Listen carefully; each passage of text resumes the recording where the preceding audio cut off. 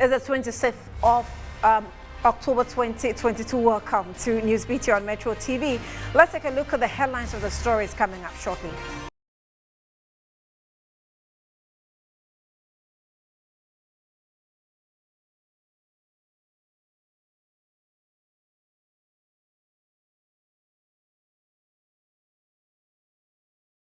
Some members of the majority caucus still hold the view the finance minister should go despite a meeting with President Akufo-Addo on the matter.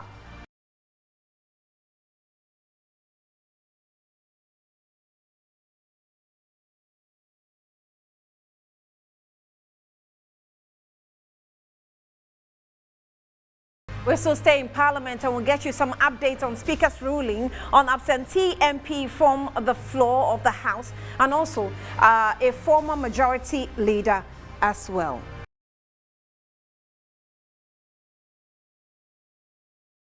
Also, some transport operators start charging new fares despite JPRTU directive for implementation to take effect from Saturday, October 29, 2022. On the foreign front, South Africa downplays a U.S. embassy warnings of possible threat of terrorist attack, saying it is a standard communication to its citizens. Right, it's October 27, 2022, and we're live on Facebook. It's Metro TV Ghana. Also follow us on Channel 277 on DSTV. On Twitter and Instagram is Metro TV_GH. Now, the majority in Parliament has agreed to plea by President Nana Addo Dankwa Akufo-Addo to stay than sacking of the Finance Minister Ken Ofori-Atta until negotiations with the IMF and the presentation of the budget is completed. This was contained in a statement signed by the Majority Leader Osechi Mensah Bonsu. Here are excerpts of the statement. Now, the excerpts say that following the press conference held on Tuesday, 25th of October 2022 by some members of the Majority Caucus in Parliament demanding the removal of Finance Minister Mr. Ken Ofori-Atta and the Minister of State at the Ministry of Finance, Mr. Charles Edubwahing, from the office, the President engaged members of the caucus and requested that the issue be stood down until the conclusion of the round of the negotiations with the International Monetary Fund, IMF, and the presentation of the budget statement and economic policy in November 2022, and subsequent passage of the appropriation bill, after which time the amendment shall be acted upon. So after deliberations among the Majority Caucus today, Wednesday, 26th of October 2022, it was agreed to accede to the President's appeal. It was signed by Honorable Osechi Mensah Bonsu, MP, Majority Leader and Minister of Parliamentary Affairs.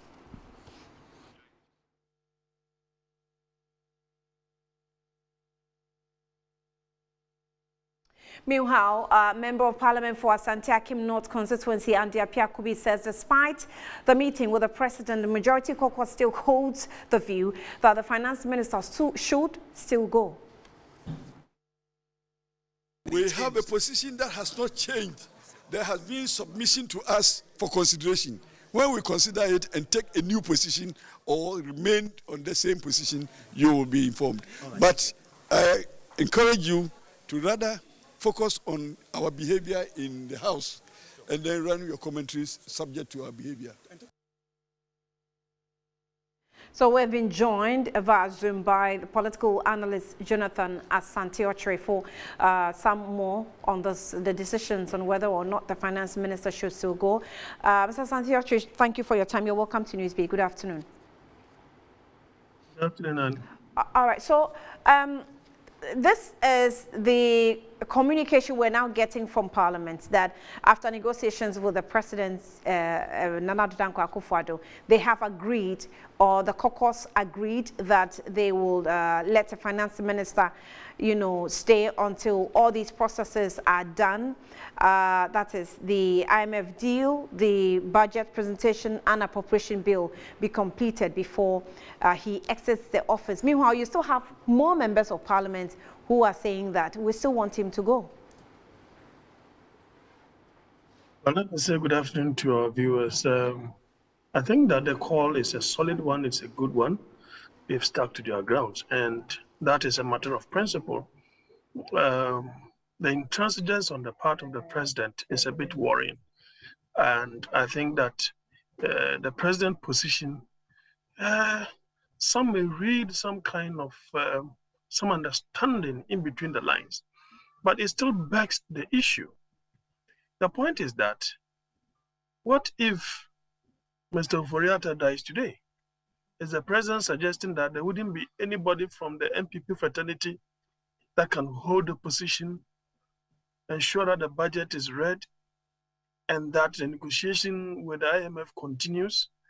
I think that what the president is doing is rather bringing down the health of the party into disrepute, to be frank with you. And I think that the position of this majority caucus, as it appears, is to protect the health of the party and the party's interests. Because believe you me, the president in no time will become a lame duck horse, in no time, because the emergence of a new leader, all powers that be, will be hovering around that particular personality. So we do not understand why the president is not barging to the request of the majority in parliament, for that matter. And it makes some of us begin to believe that it doesn't make sense to some of us. Is it the case that the data bank facilitation, consultation, and other things that they have been providing for the securing of loans for this country, is it the case that the president is benefiting from that we are not aware of? There must be a better motivation other than a blood relation for the president to still hold on to a finance minister that has performed abysmally. It is not supported by any data for the president to think that the finance minister must still remain in office and to ensure that the IMF deal is done. More so, the IMF deal is not within the control of the president nor the finance minister. It is rather within the control of the giver. So until everything is done, the president cannot tell Ghanaians that the deal will be signed in January, December, November. I think that what the president is doing, you see, is tantamount to some kind of insecurity in this country.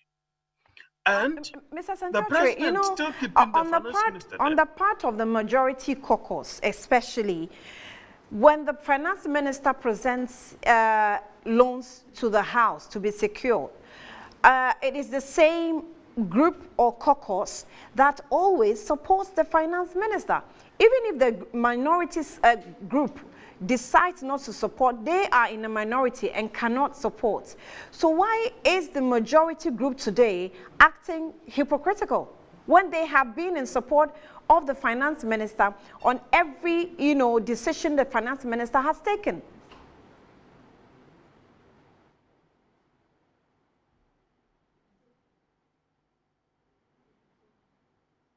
Okay, so we're trying to have a discussion with political analyst Jonathan Asante-Okyere, and looks like his Zoom is a little frozen. So we're just having the conversation on what the majority caucus is still holding on to, that, well, some of them, we've spoken with them, and they're still insistent that the finance minister should go, even though there's a letter that has come, or a release has come from the majority group saying that it is ceding to what the president is saying, requesting for the finance minister to stay and conclude the duties on the IMF, the budget and appropriation bill as well.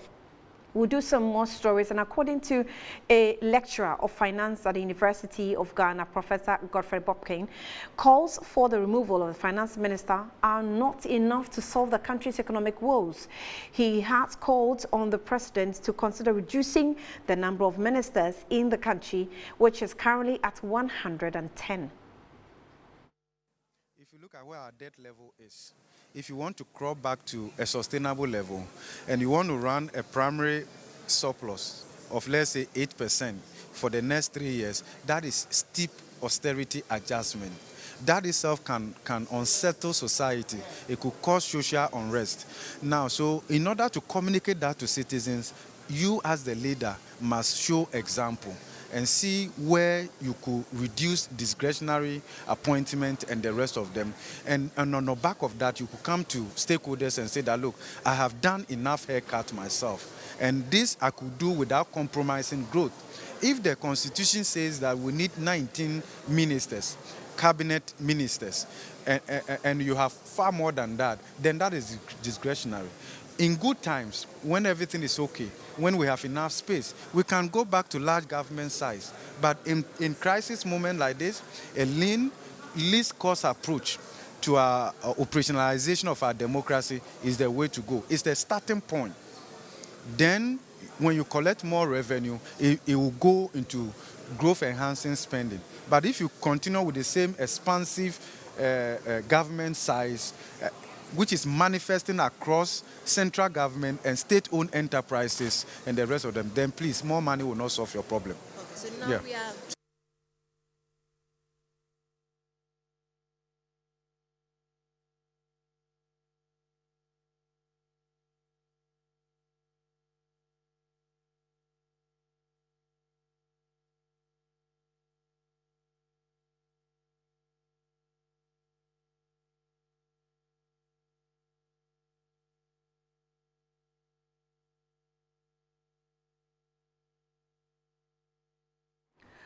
Well, let's do some more stories on the bulletin now, and the president has concluded its meeting with the government, with the caucus, and the government has also begun a 3-day retreat to deliberate on the current economic challenges and review negotiations with the IMF. So the retreat comes after the president held a series of meetings with various interest groups to seek the views on the best way forward. We're hoping to raise Abdallah Mohammed on the phones, and then when he joins us, he will give us updates from Parliament. Meanwhile, mixed reactions have greeted Speaker Alban Sumana Baping's ruling that the Privileges Committee's reports declaring Dom Kwabinya's MP seat vacant is not final. Some of the residents of the constituency are urging Parliament to earnestly decide the fate of the embattled MP. My colleague Henry Kwesibedu visited the constituency on Wednesday and has the rest of the story. My understanding, residents of Dom Kwabenya listened to the Speaker's ruling with rapt attention. The entire House of Legislature would have to soon decide the fate of embattled Member of Parliament for Dom Kwabenya, Sarah Adwoa Safo. But here in her constituency, her constituents are sharply divided over the Speaker's ruling earlier.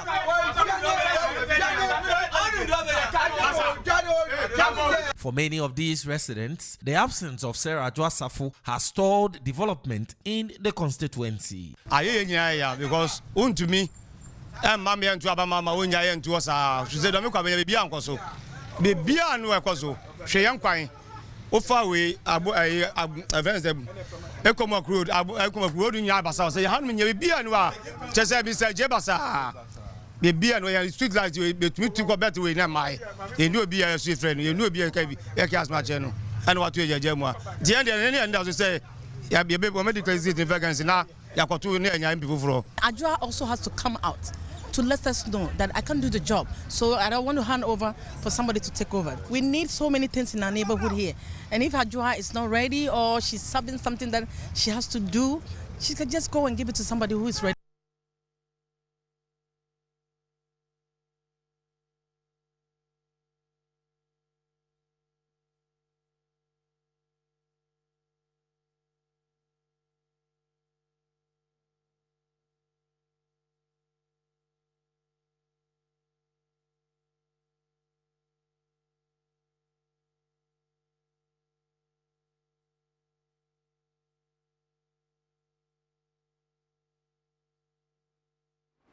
We'll bring you some more updates from the constituency of Adwoa Safo. Meanwhile, former Attorney General and Majority Leader and Senior Law Lecturer at the University of Ghana School of Law, Dr. Benjamin Kumbo, joins us on the line for some conversation on Speaker Alban Baping's ruling on Dom Kwabenya MP's case.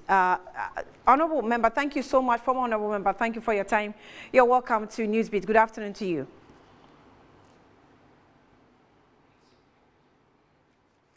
Hello, lawyer.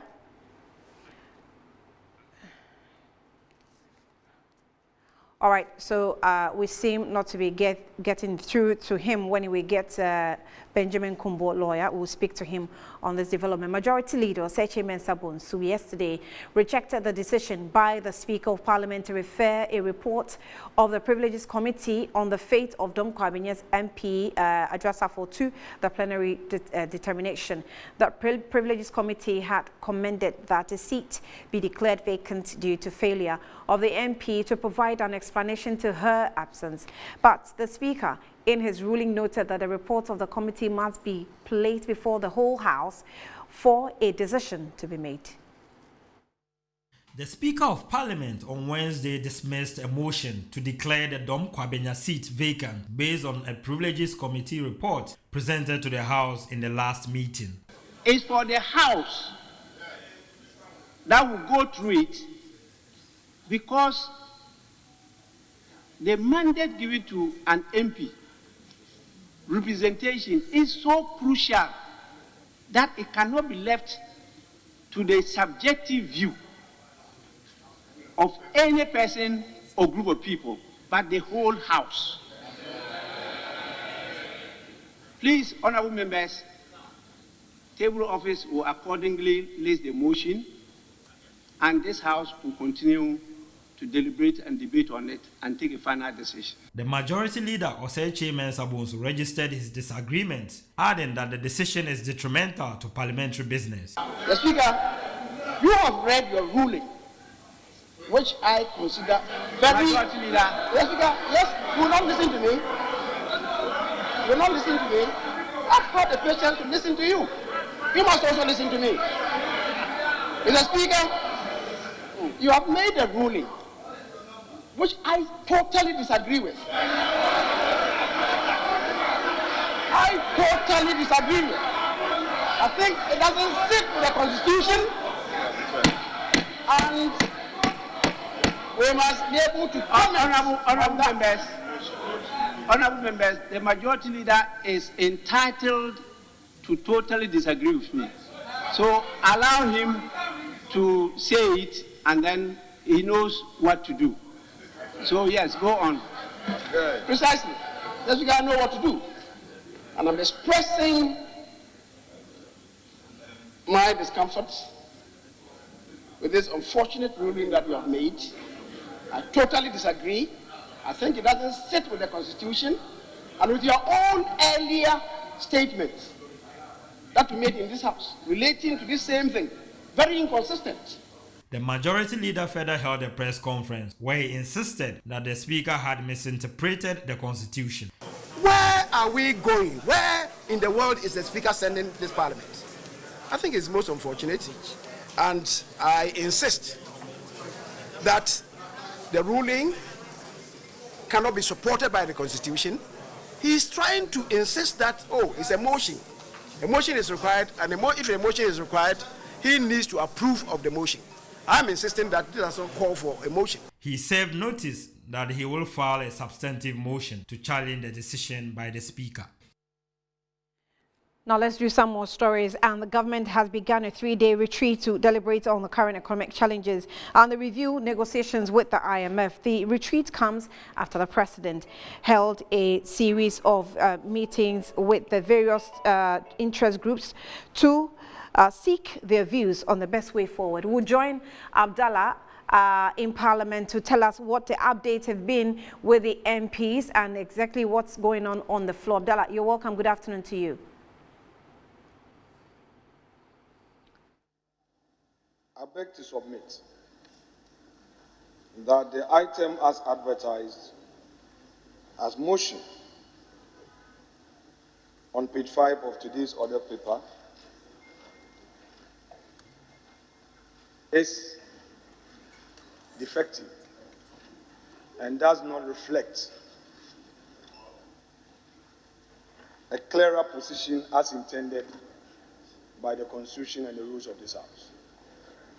Mr. Speaker, the said item is headed Notice of Motion on a Vote of Censure. My humble view is that a motion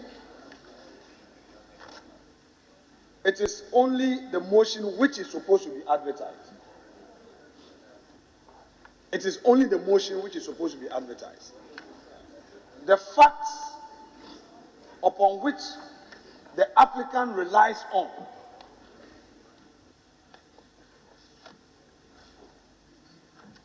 cannot, as it is advertised, be embedded in the motion paper. Mr. Speaker, in this House, if you go through our order paper, clearly committees bring reports, we submit applications, motions are advertised on their own. A motion to take a censure on the minister, blah, blah, blah, it continues. That is the motion. Now, Mr. Speaker, if you look at the various items 1 to 7, we should not forget that we are in a political space. And particularly if you look at item 1, the way it has been couched, the man has already been condemned long before his head. The respondent in this matter, Mr. Speaker, the respondent in this application has already been condemned with allegations, not facts. And Mr. Speaker, we must all know that if it is tomorrow, today, it is somebody today, it could be us tomorrow. And we must all know that we all want fair hearing. Therefore, Mr. Speaker, the manner, the form of this whole motion on notice, Mr. Speaker, though it states that it is in accord with Article 82, Mr. Speaker, for the avoidance of doubt, I have Article 82 here, and I shall, with your leave, read the content aloud. And in extenso, Parliament may, by a resolution supported by the vote of not less than 2/3 of all members of Parliament, pass a vote of censure on a Minister of State. 2, a motion for the resolution referred to in clause 1 of this article shall not be moved in Parliament unless 7 days notice has been given of the motion, and B, the notice for the motion has been signed by not less than 1/3 of all the members of Parliament. 3, the motion shall be debated in Parliament within 14 days after the receipt of the Speaker of the notice for the motion. So, Mr. Speaker, quite clearly,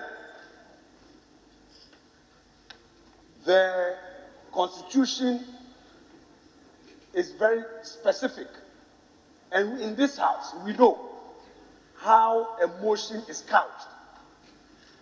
A motion is a motion, and you don't add anything else. Oh, please, 108, I have it here.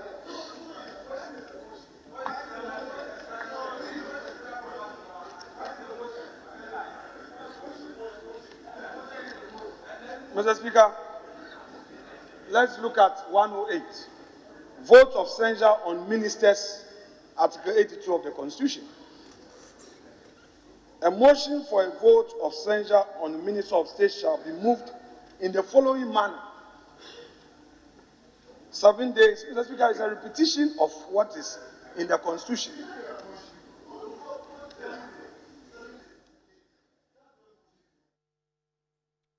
So that was the Deputy Majority Leader, Alexander Afenyo-Markin, who is challenging the notice of vote of censure by the minority in Parliament against the Minister responsible for Finance, Ken Ofori-Atta. Now, Alexander is actually saying or questioning why the order of notice, which is required to be advertised for 7 days, also captures the grounds which forms the basis for the action by the minority to trigger a process to impeach the embattled Minister of Finance. We'll give you some more of that report in subsequent bulletins as Abdallah will join us with definitely some updates will come up on the floor But you're still watching Newsbeat here on Metro TV, and as we do always, we give you, let's give you updates from the minority leader we're told, and then we'll come back and give you 3 facts of World Cup. To assure you that you have done what is constitutionally apt, what is consistent with the Constitution and the rules.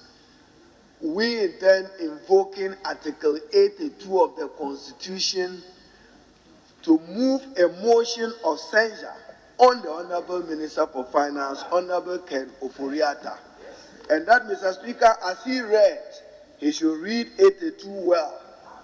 And Mr. Speaker, probably that is why he must even graciously be thanking Mr. Speaker for admitting the motion with haste in the public national interest.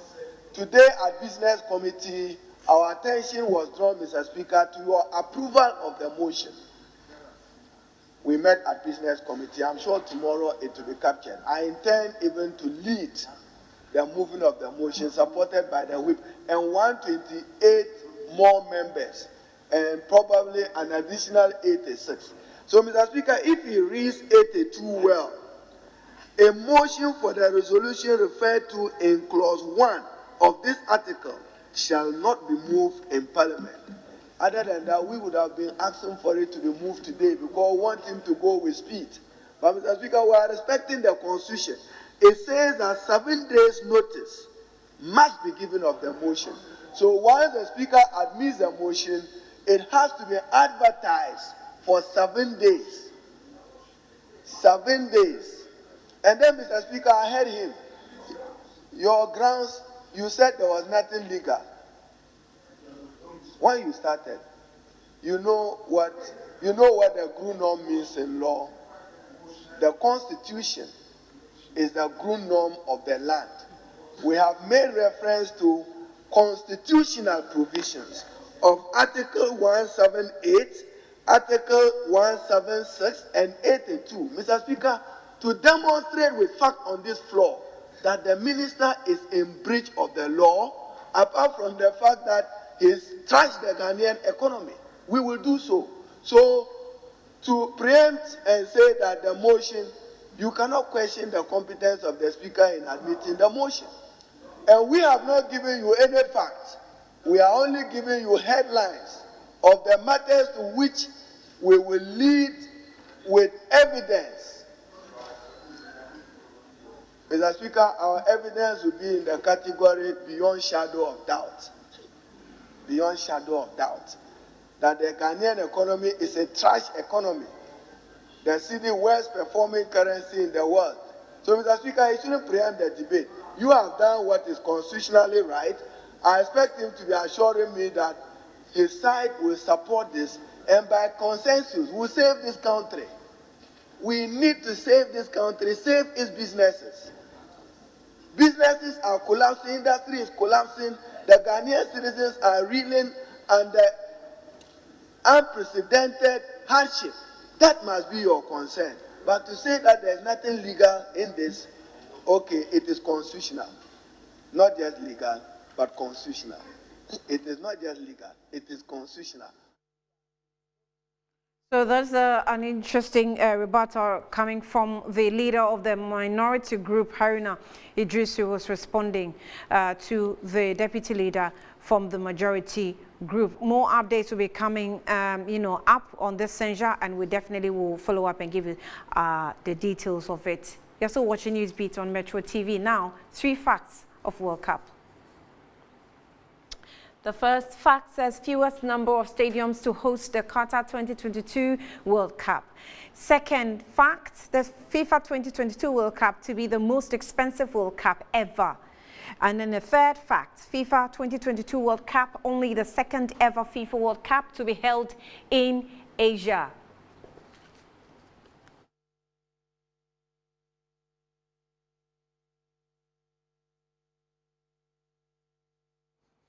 Time for us to take a breather. I'll be back shortly. Don't see him free. I am fair. If I am Kone and Colano, any baby, if I am any baby, I call. Menuma say, I'm a fridge, Menuma, some matter met on in an swatch. You're welcome to Newsbeat on Metro TV. Let's do some more stories. Industrial Relations Officer at the Ghana Private Road Transport Union, Imoro Abbas, has revealed that the 19% increment in transport fares will start taking effect from 29th of October 2022. This comes after some drivers increased their fares before the announcement date. Now, according to Imoro Abbas, the increment in fares have been necessitated by the incessant increment in fuel prices. Last increment was in May this year, and honestly speaking, we should have gone up more than the religious 19% that we have just come up with. Fuel prices have shot up to a little over 42%. That was up to the day we sat with the president, not the yesterday, another increment. Government machinery, DVLA, have increased their documentations by 15%. When the dollar started misbehaving, the spare parts prices also keep changing to a percentage only God knows. Lubricants has gone up a little over 30%. These are some of the things, some of the components which form our increment of lorry fares. Yes, in this country has really put up sacrificial attitude a lot, because we were supposed to come up with new upward adjustment in July, and we have marked time up to now. You can imagine it. And even the 19% that we came up with, we took so many things into consideration, considering the president as well. So I would say the 19 is not the best that we were looking for, but considering the passengers who are our relatives, also part of why we finally agreed to do that, because we still want to do good business with them. I don't support illegality. I don't support what they are doing, but I don't think we should stop them from what they are doing. You see, if someone in authority has to condemn VIP, I don't think the trotro drivers will also follow suit. So this is the situation in which we are. Meanwhile, government is still at negotiation table with the transport operators who have threatened to issue fares after fuel prices soared again. Now, Information Minister Kojo Oppong says although the parties have agreed to an increment, they are still in talks to conclude on the margins. The last 2 days has been meeting at least about 8 different economic groups: the Association of Ghana Industries, the banks, GPRTU, Market Women, Ghana Employers Association, Private Enterprises Foundation, TUC, Forex operators, among others. And essentially, he's been sharing with them the progress of the IMF discussions so far and the kind of considerations we have in mind for the 2023 economic program. Some discussion on fares, especially as some of the other transport operators have increased their fares. They made some proposals. The transport minister also had the opportunity to explain to them some other considerations. It is my understanding that in the coming days they would settle on a final position, and then they will advise all of us of it accordingly. Our understanding is that they will conclude some internal conversations, and then they would give us an update of that finally. We have also been speaking to some drivers and passengers on the 19% increment of transport fares. Take a listen. It is a fair amount to move, but it's no. Yajifena, I didn't come be near by and say, or much I drive by airport because of Lol Fen who a person who time everybody at that Lol Feno. I'm massing you to me about any passengers in town. Oh, increment what to today, because it's a for no bunai day. And it's a increase number, yes, your boboka, and it's order to today because for no boy day. Oh, the Macassa passengers in the say. Passengers in it auto double for the one called Bedebia. And it's a BBC near Omunya, but I see Yabotare. And the Macassa passengers in there, Fanny de Omotumu, Omutumusne, Gia, Momo, and Tuquabia, na awesome Jimla. The Macassa passengers in the no. Near Tennis, fair on by increasing. Anka MYA. Ajumanakasa and yet. I don't buy increasing fair. Opening near woman is sad. Diesel 1 gallon, I cut 20 gallon. Now you're 1 billion. Money driver for ya ye. Enti sanso ma increase ya. Yentumi nya dwuma. Omo increase so a yemfuka. Sese opaniwa auto diesel 1.6 ya. Now uko Medina. Ade obaba uko Adenta anfa homa. Oba wunyani pama. O 90% ne de. Have been increased by 1 cedi, and I don't think it's fair to Ghanaians, because what if someone got there with the exact fare and then you tell me that it's increased by 1 cedi and I just don't have 1 cedi to pay? It's not fair. So I think the government should do something about it by talking to those in charge of the transport to either maintain the fares, or even if they are increasing it, they should not increase it that much. Now let's do some community developmental stories. And some communities in Weja municipality have started flooding again. This is as a result of the spillage of the Weja Dam. This time round, 4 sluice gates have reportedly been opened. So residents are, however, complaining they had no notice ahead of the spillage. Akwesi has been monitoring the activities there and joins us via Zoom for updates. Akwesi, thank you for your time. Good afternoon to you. Good afternoon, Nani. So in the pictures, doesn't look good at all on what is happening to residents and their wares and where the spillage is being done, or the Wejas area. What exactly is going on? Okay, so residents in New Weja East, New Weja West, Oblogo, and then Tetegu have begun seeing their homes being flooded since yesterday night. According to the residents, this time also, they were not given any prior information with regards to the spillage. At the Weja Dam, they have about 4 spill gates currently open. The first gate is opened at around 24 feet. Second and then 4th gates opened at 36, and then the 4th gate is also opened at 24 feet. That is the levels. And then when we compare this situation to the recent ones, all 4 spill gates were opened at 64 inches. And then we all witnessed the kind of devastation that had on the surrounding communities. Moving around these communities today, I had the waters at the level just above my ankle. We're expecting that it may get a little bit worse as we go forward into the day. And so the Assembly has been advising residents to move to higher places. Now, I've been speaking to some residents, and then this is what they've been telling me. So, Akwesi, you know, when you watch the way the residents are living, these are places that full houses have been put up. So it's obviously not possible for these people to move out. So whenever the place floods, they move out, and then after the water recedes, they come back. Is that what exactly is happening? Is this a cycle that we see almost every year? Exactly, that is the cycle we've been seeing every year. The only difference we are having this time around is that it has not been long when residents faced that similar challenge. And then they had only begun settling back into the communities. Even today, I saw some people who were repainting their houses.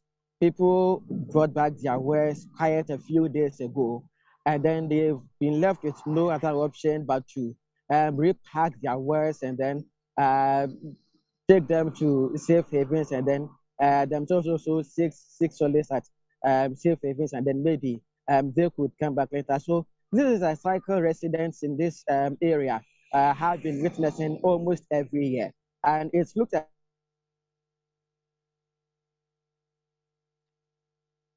Okay, so we've lost Akwesi there, but he's giving us, I think fairly, he's giving us the situation that's happening around the Weja communities, North and East Weja, all of them struggling from the Weja Dam spillage.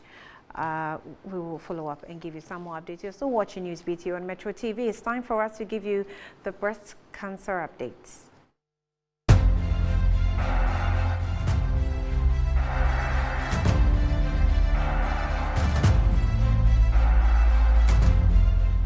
Breast Cancer Awareness Month is proudly brought to you by Reflow Sanitary Pad and Baby Pull-Up Diaper and Givers Floor and WC Cleaners.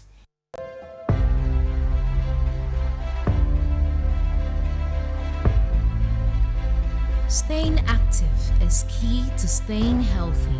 Exercising for at least 30 minutes a day is an easy way to reduce your cancer risk.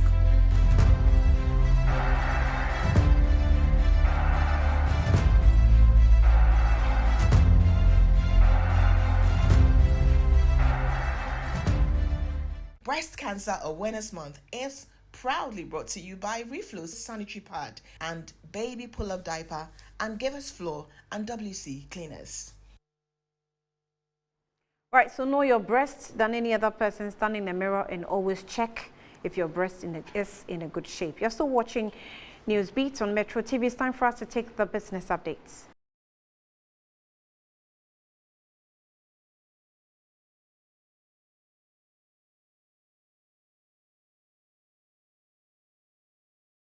Well, in business, the National Petroleum Authority held a stakeholder engagement which sought to review the price deregulation policy for the petroleum sector. According to the head of Economic Regulations and Planning, NPA, Abbas Tatsunti, the current uncertainties in the market makes it necessary in order to protect the industry as a whole. The government's introduction of the deregulation policy was meant to reduce the enormous losses incurred by BDCs and OMCs, depriving them of the needed capital to make their businesses viable. Speaking on the sideline of the Policy Review Forum, the head of Economic Regulations and Planning at the National Petroleum Authority, Abbas Tatsunti, says the current uncertainties in the market call for a relook of the deregulation policy to protect stakeholders in the industry. I think this is the forum we had today was very timely because these changes that we are seeing is as a result of the kind of uncertainty and the kind of depreciation that we are seeing on the market now. And as we speak right now, the BDCs are really making a lot of losses due to forex exposure, and therefore they are forced to change their price. You agree with me that previously they were not doing that. So in the times that we are, I think if as a regulator we need to be flexible and understand the challenges that they are having. And I'm sure you heard them raise this issue in the forum, and it's something that we are going to sit together with them and address and find a lasting solution to it. Some of them have called for moving away from the 2-week pricing window to spot pricing windows to address some of these challenges that they are facing. The CEO of the Chamber of Bulk Oil Distributors, Patrick Ofori, says they had incurred operational losses due to the cedi depreciation. The cedi has depreciated over 14.something%. So anybody who sold to Total, who more or less drives the market last week, by the end of the pricing window, the person in his quest to even buy dollar on the payment terms have lost. Last week alone, anybody who made any transaction, even if it was on a 1-week credit base, clearly, you've recorded a loss. And the key aspect of our operations, and I'll say this in three, we may go, but we may not go down alone. Still in business, for women inclusion in national development to see full implementation, Theresa Ayowade of Charterhouse Production says corporate policies need to be well aligned to factor women for a maximum output. With many obvious hurdles of the Ghanaian economy, the Ghana Economic Forum seeks to fish out hurdles and struggles of achieving a resilient and robust economy. Women, who are the catalyst of development in most economies, however, face many hurdles which limits their potential and output. Jibodi Dosu, CEO of Jibodi Consulting Group, spoke on right policy formulation as a major intervention. Every intervention that has been taken must be advocated. Policies start with organizations. That's what Helen has clearly thought. Programs that are put in place. But I think there's one thing that is very clear, that everything that we're talking about is put in structure to be able to be an intervention for the country. If it's not put in a particular structure, whether it's a structure of a network, a group, a policy, a paper, something that has been presented that can deliver all, instead of the talk shops, maybe specific things is, I mean, what we are looking at is women are the largest contributors from what. Well, you're still watching News Speed. Let's take a breather.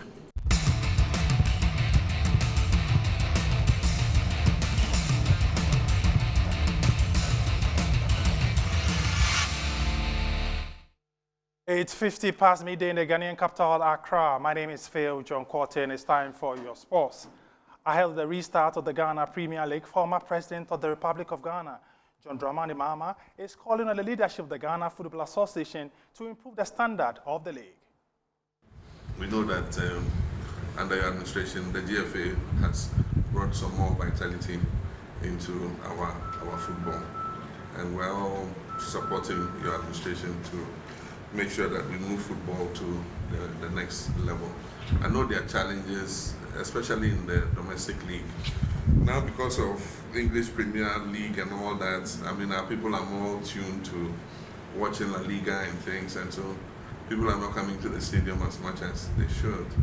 But it's normally a good family entertainment to go with the family and watch a local match. But we need to raise the standard so that people will love to come and watch. And they've been concerned about refereeing and all that. So when that happens, it's, depresses the quality of the league. But we have faith that you have all that in hand, and we'll continue to support you. Our doors are open. If there's anything you think as a former president I can do to bring any moral encouragement or anything, don't hesitate. From the Ghanaian capital, Accra, let's go to the Dutch capital, Amsterdam, where Liverpool managed to qualify for the last 16 of the UEFA Champions League after beating Ajax by 3-0 at their home grounds. Results on your screens now. Napoli also managed to beat 3 Paz Rangers in Naples. In Brussels, as in Belgium, Club Brugge, who are qualified already, were succumbed to a 4-0 defeat by Porto. In the Spanish capital, it was 2-2 involving Leverkusen and Atletico Madrid, whilst in Italy, Inter put 4 past Pizarro. Barcelona were once again embarrassed at their home turf. They were embarrassed, beaten by Bayern Munich by 3-0. Eintracht Frankfurt in Germany, 2-1 against Marseille, whilst in the English capital, so much drama ended 1-1 involving Tottenham and Sporting. Let's quickly look at Europa before we move on to entertainment. Some matches coming up today, including the Fenerbahce taking on Rennes, Umamo taking on Union, Manchester United will meet the policemen from Sheriff, then it will be Nicosia taking on Real Sociedad. Lazio will take on Midtjylland, whilst Freiburg will entertain Olympiacos.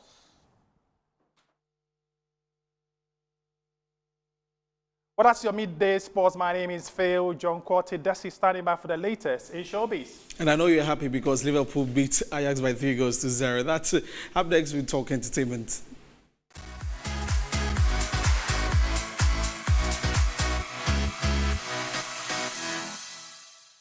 Desmond Okrekudanzo. Now, the 10th edition of the African Legends Night has been launched here in Accra, and Ghanaian musicians Samini, Afia Amachidede and Rex Omar are set to headline this year's edition.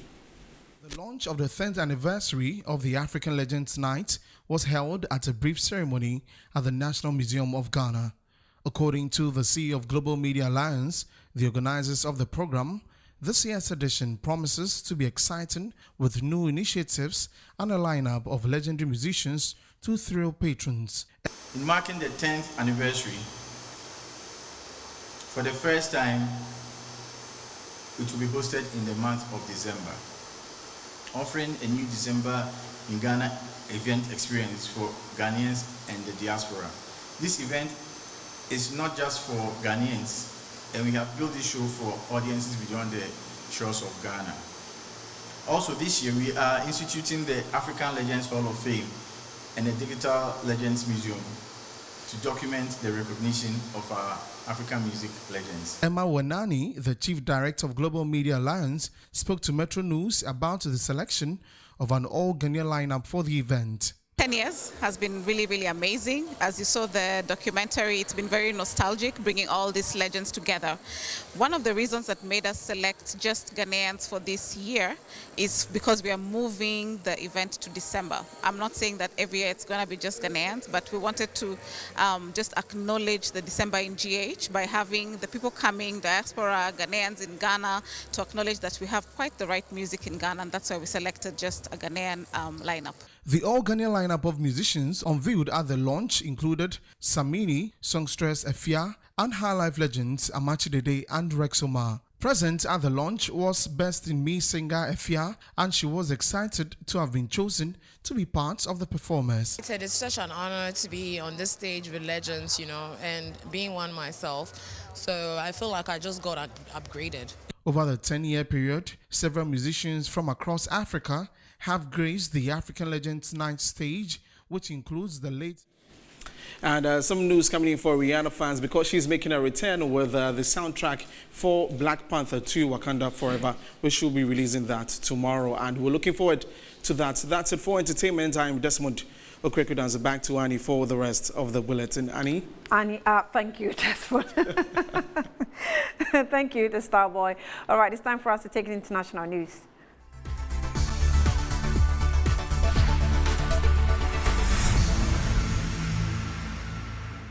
South Africa has appeared to downplay a warning by the U.S. Embassy of a potential threat of a terrorist attack. The U.S. Embassy has advised its staff to avoid crowds of people and other large public gatherings in the Greater Sandton area of Johannesburg.